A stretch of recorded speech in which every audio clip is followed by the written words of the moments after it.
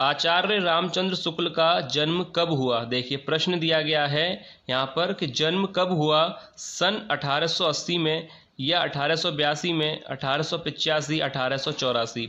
तो देखिए अगर आपने इनके जीवन परिचय को पढ़ा होगा तो रामचंद्र शुक्ल का जो जन्म हुआ था वह हुआ था 1884 में। याद रखिएगा 1884 में रामचंद्र शुक्ल का जन्म हुआ था, क्योंकि जन्म पर आधारित प्रश्न पूछा जाता है, इसलिए जन्म को आपको अच्छी तरह से याद रखना है कि जन्म कब हुआ था। तो आचार्य रामचंद्र शुक्ल का जन्म 1884 में हुआ था। याद रखिएगा ऑप्शन डी यहाँ पर राइट आंसर होगा। अब इसके बाद देखिए अगला प्रश्न देखते हैं। देखिए अगला प्रश्न यहाँ पर दिया गया है, आचार्य रामचंद्र शुक्ल का जन्म कहाँ हुआ? जन्म कहाँ हुआ? Option A Jaunpur, B Varanasi, C Basti या ऑप्शन डी सतारा। तो देखिए रामचंद्र शुक्ल का जन्म कब हुआ था? 1884 में, ये बात आपको याद रखनी है। अब इसके बाद है कि जन्म कहाँ हुआ था, तो याद रखिएगा रामचंद्र शुक्ल का जन्म हुआ था, यहाँ पर सी ऑप्शन राइट हो जाएगा, बस्ती जिले में, उत्तर प्रदेश के बस्ती जिले में अगोना ग्राम में इनका जन्म हुआ था। याद रखिएगा यहाँ पर राइट आंसर हो जाएगा ऑप्शन सी, यानी बस्ती जिले में इनका जन्म हुआ था। ठीक है, याद रखिएगा उत्तर प्रदेश राज्य के बस्ती जिले में इनका जन्म 1884 में हुआ था। ये लाइन याद रखिएगा, क्योंकि अगर कोई प्रश्न इस पर से बना तो आप लोग गलत करके नहीं आएंगे। अब इसके बाद देखिए अगला प्रश्न देखते हैं। देखिए अगला प्रश्न यहाँ पर दिया गया है, प्रश्न पूछा है कि रस मीमांसा के लेखक हैं, रस मीमांसा के लेखक हैं रामचंद्र, रामवृक्ष, जयशंकर प्रसाद या रामधारी सिंह दिनकर। तो देखिए रस मीमांसा के लेखक कौन हैं? यहाँ पर राइट आंसर हो जाएगा ऑप्शन ए रामचंद्र शुक्ल। याद रखिएगा रस मीमांसा के लेखक हैं आचार्य रामचंद्र शुक्ल। अब इसके बाद अगला प्रश्न यहाँ पर दिया गया है। देखिए अगला प्रश्न है, शुक्ल की कविता भारत और बसंत किस पत्रिका में प्रकाशित हुई थी? देखिए काफ़ी महत्वपूर्ण प्रश्न है, इम्पोर्टेंट मैंने यहाँ पे लिख दिया है, काफ़ी ज़्यादा महत्वपूर्ण प्रश्न है कि आचार्य रामचंद्र शुक्ल की कविता भारत और बसंत किस पत्रिका में प्रकाशित हुई थी? ऑप्शन ए दिया गया है इंदु पत्रिका में, मर्यादा पत्रिका में, सरस्वती पत्रिका में या आनंद कादम्बनी पत्रिका में। तो देखिए इस प्रश्न का राइट आंसर क्या होगा कि आचार्य शुक्ल की जो कविता है भारत और बसंत किस पत्रिका में प्रकाशित हुई थी? तो मैं आपको बता दूं यहाँ पर राइट आंसर हो जाएगा, ध्यान से देखिएगा, ऑप्शन डी आनंद कादम्बनी पत्रिका। याद रखिएगा भारत और बसंत आनंद कादम्बनी पत्रिका में 1896 में प्रकाशित हुई थी। याद रखिएगा सन भी अगर आपसे पूछा जाए तो 1896। ठीक है, भारत और बसंत किस पत्रिका में प्रकाशित हुई थी? आनंद कादम्बनी में सन 1896 में। इसलिए आप पूरा याद इसको नोट कर लीजिए, भारत और बसंत पत्रिका आनंद कादम्बनी पत्रिका में जो प्रकाशित हुई थी सन 1896 में। याद रखिएगा काफ़ी ज़्यादा महत्वपूर्ण प्रश्न है एग्जाम के पॉइंट ऑफ व्यू से। ठीक है, अब इसके बाद देखिए अगला प्रश्न देखते हैं। अगला प्रश्न यहाँ पर दिया गया है, अगला प्रश्न है देखिए, 11 वर्ष का समय कहानी कब प्रकाशित हुई थी? 11 वर्ष का समय कहानी कब प्रकाशित हुई थी? ऑप्शन दिए गए हैं कि सन 1902 में या सन 1904, 1905 या 1903। तो देखिए 11 वर्ष का समय जो कहानी है वह कब प्रकाशित हुई थी? यहाँ पर राइट आंसर हो जाएगा ऑप्शन डी, यानी 1903 में 11 वर्ष का समय जो कहानी है उसका प्रकाशन हुआ था। याद रखिएगा प्रकाशन वर्ष तो आपको जरूर याद रखने हैं, क्योंकि प्रकाशन वर्ष से संबंधित प्रश्न तो एग्जाम में आना ही है। इसलिए जो भी रचनाएं हैं उनका प्रकाशन वर्ष अच्छी तरह से याद करके जाइएगा एग्जाम से पहले, क्योंकि प्रश्न जब आप देखेंगे उसमें प्रकाशन वर्ष से संबंधित प्रश्न आपको जरूर मिलेगा।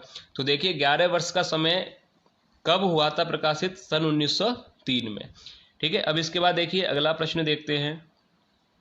देखिए अगला प्रश्न है, आचार्य रामचंद्र शुक्ल हिंदी साहित्य में मुख्यतः किस प्रकार के साहित्यकार हैं? देखिए अच्छा प्रश्न है, आचार्य रामचंद्र शुक्ल हिंदी साहित्य में मुख्यतः किस प्रकार के साहित्यकार हैं? कहानीकार, उपन्यासकार, आलोचक या निबंधकार। तो यहाँ पर एक शब्द का प्रयोग किया गया है, अगर आप देखेंगे तो वो निबंधकार भी हैं, आलोचक भी हैं। तो यहाँ पर एक आप शब्द देखिए, मुख्यतः दिया गया है यहाँ पर, मुख्यतः किस प्रकार के साहित्यकार हैं, तो यहाँ पर राइट आंसर हो जाएगा सी, आलोचक। याद रखिएगा, आचार्य रामचंद्र शुक्ल हिंदी साहित्य में मुख्यतः किस प्रकार के साहित्यकार हैं, यहाँ पर सी राइट हो जाएगा, आलोचक। अब इसके बाद देखिए अगला प्रश्न देखते हैं। देखिए अगला प्रश्न यहाँ पर दिया गया है, रामचंद्र शुक्ल का चिंतामणि भाग 1 प्रथम विचार वीथी नाम से कब प्रकाशित हुआ था। देखिए काफी ज्यादा महत्वपूर्ण प्रश्न है कि रामचंद्र शुक्ल का चिंतामणि भाग 1 विचार वीथी नाम से कब प्रकाशित हुआ था। ये प्रश्न आप पहले इस पे भी मैं इंपोर्टेंट लिख दूं, ये भी प्रश्न काफी अच्छा प्रश्न है एग्जाम के लिए कि विचार वीथी नाम से कब प्रकाशित हुआ था चिंतामणि भाग 1, सन 1930 में या 1940, 1939 या 1935 में। तो देखिए इस प्रश्न का जो राइट आंसर हो जाएगा ऑप्शन ए, 1930 में। याद रखिएगा, रामचंद्र शुक्ल का चिंतामणि भाग 1 विचार वीथी नाम से प्रकाशित हुआ था पहले, तो वह हुआ था सन 1930 में। ठीक है, याद रखिएगा, इस प्रश्न का राइट आंसर हो जाएगा ऑप्शन ए। अब इसके बाद देखिए अगला प्रश्न देखते हैं। देखिए अगला प्रश्न है, जायसी ग्रंथावली का संपादन किसने किया। मैथिली शरण गुप्त ने, जयशंकर प्रसाद, आचार्य रामचंद्र शुक्ल या रामवृक्ष बैनीपुरी। तो देखिए इस प्रश्न का जो राइट आंसर हो जाएगा कि जायसी ग्रंथावली का संपादन किसने किया था, रामचंद्र शुक्ल ने, यानी ऑप्शन सी यहाँ पर सही हो जाएगा, रामचंद्र शुक्ल ने जायसी ग्रंथावली का संपादन किया था। अब इसके बाद देखिए अगला प्रश्न देखते हैं। देखिए अगला प्रश्न यहाँ पर दिया गया है, भ्रमर गीत सार ग्रंथावली का संपादन किसने किया था। देखिए प्रश्न काफी महत्वपूर्ण प्रश्न है, भ्रमर गीत सार ग्रंथावली का संपादन किसने किया था, आचार्य रामचंद्र शुक्ल ने, रामधारी से दिनकर ने, रामवृक्ष बैनीपुरी ने या जयशंकर प्रसाद ने। तो यहाँ पर इस प्रश्न का राइट आंसर हो जाएगा ऑप्शन ए, आचार्य रामचंद्र शुक्ल ने भ्रमर गीत सार ग्रंथावली का संपादन किया था। इससे पहले जो प्रश्न था उसमें था जायसी ग्रंथावली, वह भी आचार्य रामचंद्र शुक्ल ने ही संपादित की थी, और भ्रमर गीत सार ग्रंथावली भी आचार्य रामचंद्र शुक्ल ने ही संपादन किया है। अब इसके बाद देखिए अगला प्रश्न देखते हैं। देखिए अगला प्रश्न दिया गया है, शुक्ल ने हिंदी साहित्य का इतिहास कब लिखा था। शुक्ल ने हिंदी साहित्य का इतिहास कब लिखा था, 1923 में, 1929 में, 1925 या 1927। तो इस प्रश्न का राइट आंसर हो जाएगा, कब लिखा था हिंदी साहित्य का इतिहास। यहाँ पर राइट आंसर हो जाएगा ऑप्शन बी, 1929 में। याद रखिएगा, 1929 में हिंदी साहित्य का इतिहास जो है ग्रंथ लिखा था। याद रखिएगा, काफ़ी महत्वपूर्ण प्रश्न लिए गए हैं वीडियो में, तो वीडियो को एंड तक जरूर देखिएगा, और वीडियो अगर आपको पसंद आए तो लाइक जरूर कीजिए। अब इसके बाद देखिए आगे यहाँ पर प्रश्न दिया गया है। देखिए प्रश्न है, इनका एक एक दोहा साहित्य का एक एक रत्न माना जाता है, शुक्ल ने किनके विषय में कहा है। आचार्य रामचंद्र शुक्ल ने किनके विषय में यह कहा है कि इनका एक एक दोहा साहित्य का एक एक रत्न माना जाता है। किसके विषय में कहा है, तुलसीदास के, सूरदास, बिहारी या गिरधर कविराय। तो देखिए यह कथन जो है किसके विषय में कहा था, शुक्ल जी ने, तो इसका राइट आंसर हो जाएगा ऑप्शन सी। याद रखिएगा, बिहारी। इनके लिए कहा था कि इनका एक एक दोहा जो है साहित्य का एक एक रत्न माना जाता है। तो ये कथन भी इंपॉर्टेंट है और इसके साथ साथ ये प्रश्न भी काफी ज्यादा महत्वपूर्ण है। ठीक है, तो याद रखिएगा, अगर ये कथन आता है कि इनका एक एक दोहा साहित्य का एक एक रत्न माना जाता है, आचार्य शुक्ल ने किनके विषय में कहा था, तो ऑप्शन सी यहाँ पर दिया गया है, बिहारी। यहाँ पर सही हो जाएगा राइट आंसर। ठीक है, अब इसके बाद देखिए आगे देखते हैं, अगला प्रश्न यहाँ पर दिया गया है। देखिए अगला प्रश्न काफी ज्यादा महत्वपूर्ण प्रश्न है कि रामचंद्र शुक्ल ने द यूनिवर्स का हिंदी अनुवाद किस नाम से किया। देखिए ये भी प्रश्न काफी महत्वपूर्ण है। मैंने वीडियो की स्टार्टिंग में ही आपसे कहा था कि जो वीडियो बनाई जाती है उसमें काफी महत्वपूर्ण प्रश्न लिए जाते हैं। तो देखिए यहाँ पर यह भी प्रश्न कितना महत्वपूर्ण है कि रामचंद्र शुक्ल ने द यूनिवर्स का हिंदी अनुवाद किस नाम से किया था। कल्पना का आनंद, रसमीमांसा, चिंतामणि या विश्व प्रपंच। तो देखिए इस प्रश्न का जो राइट आंसर होगा यहाँ पर राइट हो जाएगा ऑप्शन डी, यानी विश्व प्रपंच। याद रखिएगा, रामचंद्र शुक्ल ने द यूनिवर्स का हिंदी अनुवाद किया था विश्व प्रपंच नाम से। ठीक है, यहाँ पर ऑप्शन डी राइट होगा। अब इसके बाद आगे देखते हैं, प्रश्न दिया गया है। प्रश्न है कि आचार्य रामचंद्र शुक्ल की एकमात्र कहानी है लाल पान की बेगम, 11 वर्ष का समय, चिंतामणि या रश्मिमांसा। तो इस प्रश्न का राइट आंसर क्या होना चाहिए कि आचार्य रामचंद्र शुक्ल की एकमात्र कहानी कौन सी है, लाल पान की बेगम या 11 वर्ष का समय या चिंतामणि या रश्मिमांसा।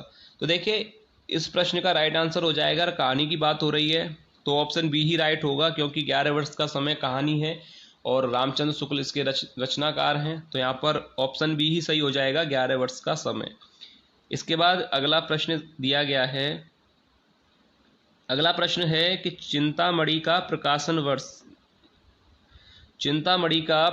वर्ष है, अगर बात की जाए सन 1935, सन 1936, सन 1937 या सन 1939, तो किस सन में चिंतामणि का प्रकाशन हुआ था। तो यहाँ पर राइट आंसर हो जाएगा ऑप्शन डी, याद रखिएगा 1939 में। ठीक है, याद रखिएगा 1939 में चिंतामणि का प्रकाशन हुआ था। अच्छा प्रश्न है एग्जाम के लिए। इसके बाद देखिए अगला प्रश्न यहाँ पर दिया गया है,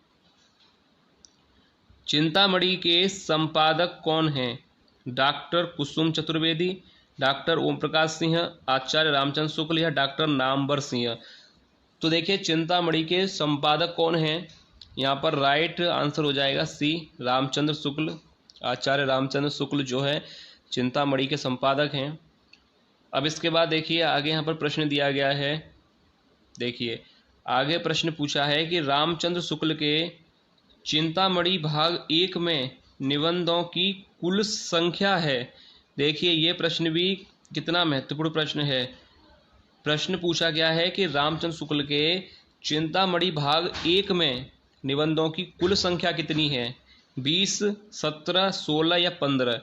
तो देखिए कुल निबंधों की अगर बात की जाए तो भाग 1 में अगर आप देखें तो पहले भाग में जो निबंधों की कुल संख्या है वह है 17, यानी 17 निबंध हैं। तो यहाँ पर राइट हो जाएगा ऑप्शन बी, 17 निबंध। याद रखिएगा भाग 1 की बात हो रही है, यहाँ पर भाग 1 में कुल निबंधों की संख्या 17 है। इसके बाद देखिए आगे यहाँ पर प्रश्न दिया गया है। देखिए आगे प्रश्न दिया गया है, चिंतामणि भाग 3 के संपादक कौन हैं। यहाँ पर दिया गया है ऑप्शन डॉक्टर कुसुम चतुर्वेदी, डॉक्टर ओम प्रकाश सिंह, आचार्य रामचंद्र शुक्ल या डॉक्टर नामवर सिंह। तो अगर बात की जाए चिंतामणि भाग 3 की तो उसके संपादक कौन हैं, तो राइट आंसर हो जाएगा option D, doctor Namvar Singh है। ठीक है, याद रखिएगा ऑप्शन डी यहाँ पर राइट होगा। अब इसके बाद देखिए अगला प्रश्न देखते हैं, जो कि आज की वीडियो का लास्ट प्रश्न है। देखिए लास्ट प्रश्न दिया गया है कि रामचंद्र शुक्ल का निधन कब हुआ था, सन 1935 में, 1940 में, 41 में या 1942 में। तो अगर बात की जाए कि रामचंद्र शुक्ल का निधन कब हुआ था, तो यहाँ पर राइट आंसर होगा ऑप्शन सी, यानी 1941 में उनका निधन हुआ था। याद रखिएगा रामचंद्र शुक्ल का निधन कब हुआ था, सन 1941 में। एक बार मैं आपको फिर से क्लियर बता दूं कि देखिए सबसे पहले रामचंद्र शुक्ल का जन्म मैंने आप लोगों को बताया था, कब हुआ था रामचंद्र शुक्ल का जन्म, 1884 में। ठीक है, अब उसके बाद अगर आपसे उनके निधन के बारे में पूछा जाए तो 1941 में उनका निधन हुआ था। किस राज्य में हुआ था, उत्तर प्रदेश में। किस जिले में हुआ था, बस्ती जिले में, अगोना नामक ग्राम में। तो यहाँ पर आपको जीवन परिचय हर कवि हर लेखक का पढ़ना है, क्योंकि अगर आप अच्छी तरह से जीवन परिचय को पढ़ते हैं, उनकी कृतियों के बारे में पढ़ेंगे, तो ये समझ लीजिए आपका पेपर बिल्कुल क्लियर होगा। आप पहले ही अगर आपका जो भी अटेम्प्ट है, पहला है दूसरा है, आप बिल्कुल क्लियर करेंगे पेपर को पहली बार में। आप अच्छी तरह से पढ़िए, गहन अध्ययन कीजिए, क्योंकि पेपर जो बनता है उसमें जो प्रश्न पूछे जाते हैं वो बहुत ही बारीकी से पूछे जाते हैं। तो इसलिए आपको जो जीवन परिचय दे रखे होते हैं, तो आपको जीवन परिचय अच्छी तरह से पढ़ने हैं, हर कवि के हर लेखक के, उनके जन्म स्थान, मृत्यु, कृतियाँ, रचनाएं जो भी हैं सबको अच्छी तरह से आपको पढ़ना है। फिर कोई भी प्रश्न अगर इनसे बनेगा तो वो आप गलत नहीं करेंगे। ठीक है, तो आपको जीवन परिचय अच्छी तरह से डिटेल में अच्छी तरह से पढ़ने हैं, और चाहे तो आप नोट्स बना बना के भी पढ़ सकते हैं। ठीक है, तो आप जरूर पढ़िएगा जीवन परिचयों को, क्योंकि उनसे प्रश्न बनेगा, इसलिए आप लोग अच्छी तरह से अध्ययन कीजिएगा। ठीक है, तो यहाँ पर आपको मैंने समझा दिया कि जन्म उनका 1884, मृत्यु 1941। तो उम्मीद करता हूँ कि आप लोगों को आज के प्रश्न पसंद आए होंगे, वीडियो भी आप लोगों को पसंद आई हो। तो अगर वीडियो आप लोगों को अच्छी लगी है तो वीडियो को लाइक ज़रूर कीजिएगा, और चैनल को सब्सक्राइब करने के साथ साथ वीडियो को अपने हिंदी के ग्रुप्स में शेयर जरूर कीजिए, ताकि और भी विद्यार्थियों तक वीडियो पहुंच सके और उन्हें भी तैयारी करने में मदद मिल सके। तो चलिए मिलते हैं नेक्स्ट वीडियो में ऐसे ही और महत्वपूर्ण एमसीक्यू के साथ। तब तक आप लोग अपनी तैयारी अच्छी तरह से करते रहिए। अगर आपको वीडियो में किसी भी प्रश्न पर कोई भी डाउट है तो आप लोग कमेंट करके हमसे पूछ सकते हैं, और अगर आप वीडियो से संबंधित कोई सजेशन भी देना चाहते हैं तो भी आप लोग हमें कमेंट करके बता सकते हैं। तो चलिए मिलते हैं नेक्स्ट वीडियो में, तब तक के लिए धन्यवाद।